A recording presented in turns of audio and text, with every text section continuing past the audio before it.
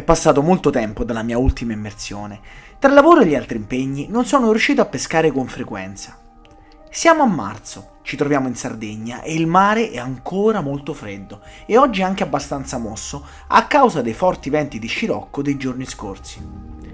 Oggi ho deciso di scoprire un nuovo posto insieme ad un caro amico e collega, Nicolas.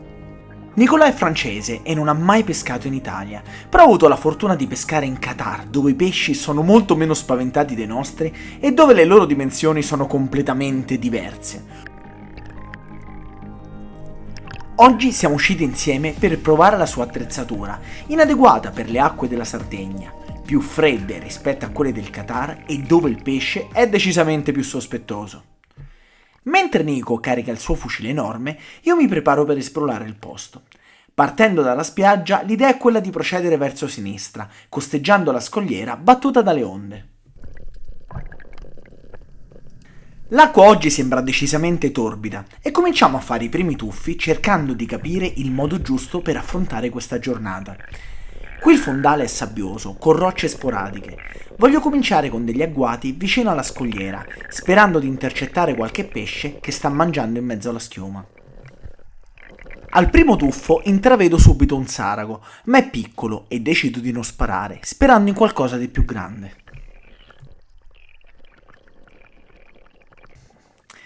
Pescando in due ci alterniamo con i tuffi. Un tuffo per uno, con uno che avanza e l'altro che rimane alla boa. Mi accorgo subito che Nicolas è troppo positivo e per questo decido di dargli un paio di chili di piombo. Sono consapevole del fatto che anche io non riuscirò a pescare bene senza il peso necessario, però oggi voglio soltanto esplorare un posto nuovo e capire come pescare, aiutando Nicolas. È il mio turno. Mi infilo in mezzo ad un corridoio di roccia, fermandomi di tanto in tanto. Così facendo vedo un barracuda sulla sinistra. Sta cacciando nella schiuma e allora decido di passare a destra, coperto dalla roccia. Ma il pesce mi ignora e continua dritto per la sua strada senza venirmi incontro. Provo un breve e silenzioso inseguimento, però è del tutto inutile. Il pesce non è interessato. Sembra che sia stato già spaventato da qualcuno. Oggi l'agguato potrebbe essere davvero la strategia vincente e cerco di spiegarlo a Nico. Very slowly. Along the rocks, yeah. Just wait on the corner. Yeah, wait a little bit.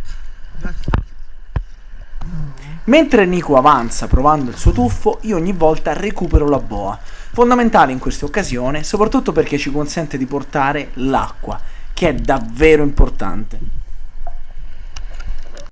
Ora ci troviamo nella parte a nord dell'isolotto e l'idea è quella di spostarci verso sud per fare qualche aspetto sperando in qualche bella preda.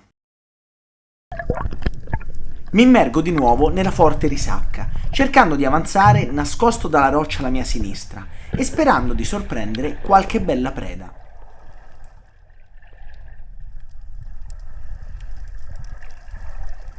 Quelli che avete visto erano dei grossi cefali, che però sono scappati velocemente. Avrei potuto sparare, ma ero sicuro che potessero avvicinarsi molto di più. Appena riemergo, capisco il perché dello strano comportamento dei pesci.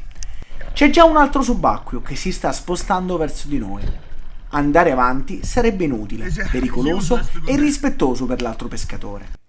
Siamo quindi costretti a spostarci di qualche centinaio di metri sulla destra.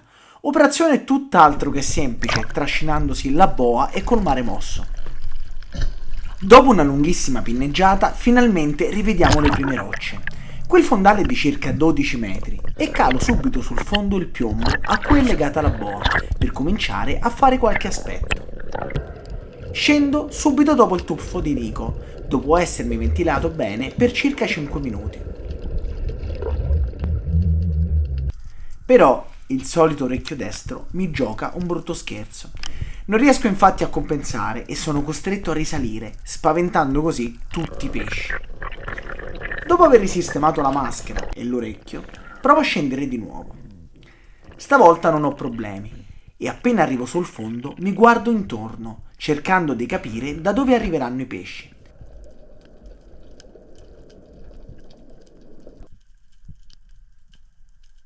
che stranamente oggi arrivano dalla scogliera verso di noi.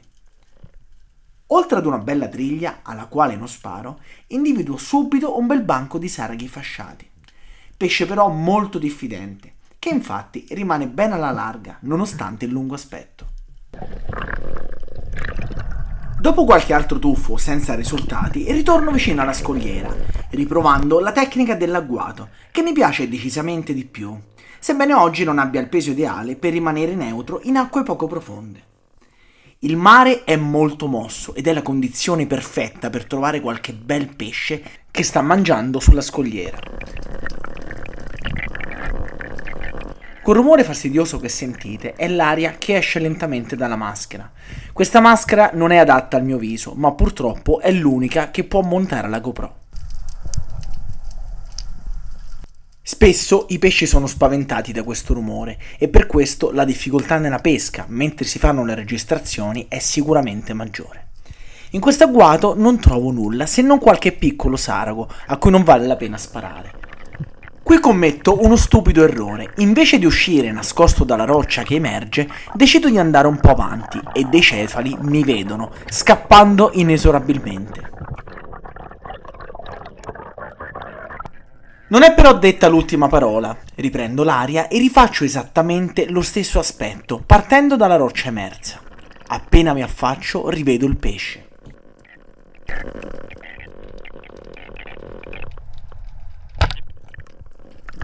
Solo riguardando il filmato, sembra che la letta abbia colpito il cefalo, facendo così deviare l'asta. I cefali ormai sono andati, ma voglio riprovarci per l'ultima volta. Ricarico il fucile e mentre mi immergo vedo un altro cefalo che sta mangiando. La corrente però è davvero forte e non riesco a stare fermo avanzando in quella direzione. Sono così costretto ad aggirare il sassone, sperando di ritrovarlo dall'altra parte. Il cefalo c'è, ma il poco peso e la forte corrente non mi consentono di fare una buona azione e il pesce così scappa via.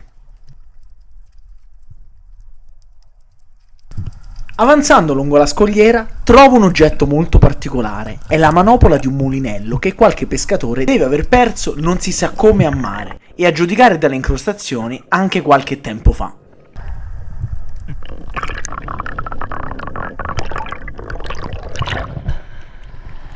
In un mare sempre più agitato, purtroppo la GoPro si blocca. Sono quindi costretto a togliermi faticosamente la maschera, aprire la custodia impermeabile e cercare di risolvere il problema, tutto senza rompere la telecamera. Nonostante i numerosi tentativi, non riesco però a rimettere la maschera nel modo corretto e inesorabilmente comincia ad entrare l'acqua nella lente sinistra. Sono però costretto a continuare perché vedo un bel banco di salpe che si stacca dalla scogliera. Potrebbe essere seguito da qualche bel pesce. Questo è quello che però io vedo, praticamente nulla. Nella semicecità provo però un tiro molto difficile, anticipando il pesce. Il tiro era perfetto, ma il pesce ha evitato l'asta all'ultimo secondo.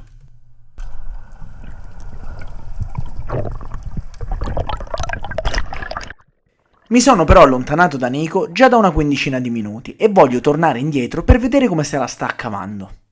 Ne approfitto per provare il suo fucile, che per questo mare è davvero esagerato. È un roller da 110 cm ed è molto pesante in punta. In acqua non è neutro e dovremo lavorare sulla sistemazione dei pesi per renderlo molto più maneggevole. Mi sposto in acqua veramente bassa, dove per rimanere sul fondo devo espellere parte dell'aria che è nei polmoni perché ho poco peso in cintura. Qui, dopo qualche secondo, vedo un grosso cefalo nella schiuma, che tuttavia non si avvicina e fugge veloce. Brandeggiare quest'arma è davvero impossibile perché fa un attrito pazzesco con l'acqua. Cosa che scopro in maniera maggiore nel secondo agguato, dove un cefalo mi nuota vicino, ma non sono assolutamente in grado di puntarlo, perché il fucile si muove in maniera super lenta. Ovviamente questo fucile è disegnato per pesci molto più grandi, in acqua molto più profonda. Al terzo tentativo, incredibilmente, un altro cefalo si avvicina, ma stavolta con tutte e due le mani riesco a spostare il fucile e prendere la mira. Ho colpito benissimo questo cefalo, che ha anche di discrete dimensioni. Questo è un fucile fatto per pesci grandi ed è inadeguato per fare gli aspetti in acque basse e turbolente. Dopo aver riconsegnato il fucile con la preda a Nico, decido di fare qualche ripresa con la seconda telecamera. Ed ovviamente, con entrambe le mani occupate e i pochi piombi per questo basso fondale, vedo una spigola. Non sono equilibrato sul fondo, però la spigola si affaccia di nuovo e sono costretto a sparare, sbagliandola. In questa situazione paradossale non sono stato fortunato e ho mancato il pesce di pochissimi millimetri. Questo però fa capire la difficoltà nel pescare quando si fanno le riprese. C'è sempre qualcosa che purtroppo va storto.